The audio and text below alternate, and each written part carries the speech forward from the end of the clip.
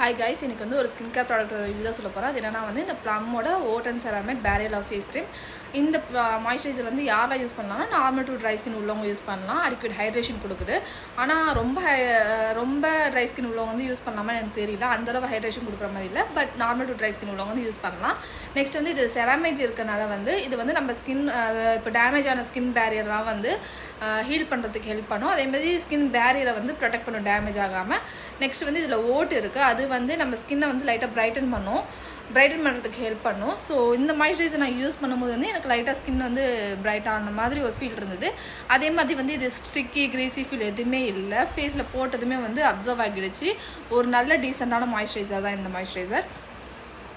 இது வந்து நீங்கள் வாங்கி ட்ரை பண்ணுறதா இருந்தால் வாங்கி ட்ரை பண்ணலாம். நல்ல மாய்ஸ்சரைசர் வாங்கலாமா வேணாமான்னு யோசிச்சுட்ருப்பீங்களா, அவங்களுக்காக தான் இந்த ரிவ்யூ. வாங்கி ட்ரை பண்ணுறது தான் பண்ணலாம், நல்லாவே இருக்கும். அதுமாதிரி ப்ளம்மில் வந்து நிறைய டைம் வந்து buy one get one sale போடுவாங்க. அந்த டைமில் வாங்கினீங்கன்னா இன்னும் நம்மளுக்கு வந்து பெனிஃபிஷியலாக இருக்கும்.